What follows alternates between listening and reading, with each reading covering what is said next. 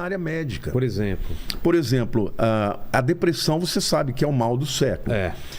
Depois de ataque cardíaco, a depressão é o que mais mata hoje, mais do que câncer. Tá assim já? Tá desse jeito. Câncer. Hoje você tem sociedades inteiras tomando antidepressivos e outros, né, remédios voltados para lidar com as patologias da mente. Então o que acontece? Eu pesquisei na época um tratamento que é feito com eletrodos na mente, com ímã, literalmente ímã. Coloca um dispositivo no peito, dentro do peito, subcutaneamente, e o indivíduo ele recebe algumas sessões, né, eletromagnéticas para acabar com a depressão. Eu tinha uma ovelha, né, um amigo muito querido que lutou muitos anos com depressão.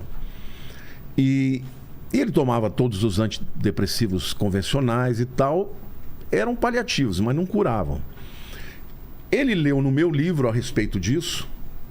Ele falou, eu quero experimentar, o que você acha? Eu falei, olha, eu coloquei como uma forma que pode ser negativa, mas nas pesquisas que eu fiz, eu verifiquei que de fato cura. É mesmo? Os artigos que eu lia, inclusive estavam lá os links, falavam que muita gente obtinha cura. Só o que tinha como efeito colateral? Eles começavam a ter questionamentos sobre as convicções mais absolutas, como fé, existência de Deus. Nossa. O artigo dizia isso. Aí seria o efeito colateral. Efeito colateral. Ele falou, mas você acha que eu poderia fazer? Porque eu não aguento. Eu falei, faz. E ele fez. Aqui em São Paulo tem um médico que tem de ponta, que trabalha com isso. E você acredita que ele foi curado? O quê? Completamente. Pô, eu vou tentar com meu pai. Meu pai tá com um problema pesado, assim, de depressão. Completamente. Eletrodos. Eram tipo eletrodos na mente, aqui no cérebro. Poxa. E eram sinais, né, eletromagnéticos. Eram ímãs. Ele mudou a opinião sobre alguma coisa muito básica dele? Não, ele não... Até porque eu discipulava, estava sempre conversando. O que ele falou para mim? Os pensamentos que me feriam, eu deixei de ter. Porque a depressão ou a ansiedade e tal, ela vem desses pensamentos intrusivos e repetitivos, né? Você quer pensar em coisa boa e vem coisa ruim. Eu já passei por algo parecido. Então, aí que tá. O que vem primeiro? Vem a química ou vem o pensamento? Exato. Eu, pessoalmente, acredito que tem uma origem espiritual, mas que tem um espelhamento do mundo espiritual no mundo fisiológico. Ou seja, a pessoa que passa por essas patologias, ou depressão, ou toque, que são esses pensamentos obsessivos, compulsivos, que se repetem, eles têm, de fato, um distúrbio químico no cérebro. E aí você... A falta... No caso da depressão, é a ausência dos neurotransmissores. Tanto é que, por exemplo, o que são os remédios, por exemplo, a depressão? São o que eles chamam de os inibidores, né, de recaptação de serotonina. Como é que funciona?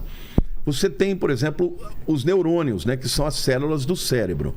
Entre um neurônio e o outro, você tem as chamadas fendas sinápticas, porque eles não se tocam.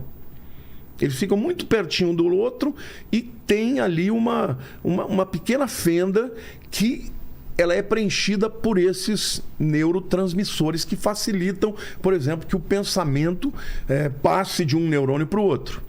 Quando uma pessoa está num processo de depressão profunda, por exemplo, a ausência desses neurotransmissores faz com que a velocidade de pensamento seja até 40 vezes mais lenta. Olha só. Então a pessoa ela fica prostrada, ela não consegue levantar. Qualquer atitude que ela tem que tomar é um peso para ela. Então, uma pessoa dessa, ela não está com um problema de tristeza, ela está com um problema químico. Exato. E o que o inibidor de recaptação de serotonina faz? Porque a serotonina está lá no meio dos dois neurônios. O sinal elétrico que vai de um neurônio para o outro, ele não consegue ir porque está faltando o neurotransmissor. Quando você enche de neurotransmissor, você coloca ali neurotransmissor demais. Aí o sinal volta.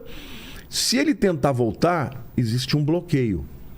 Por isso que é um inibidor seletivo de recaptação de serotonina. Ou seja, ele só não permite que volte para cá, tá, a recaptação daquela serotonina. Aí a pessoa fica bem. Então esse é um tratamento químico que hoje a ciência já descobriu, ajuda muito. Só que isso não é tudo.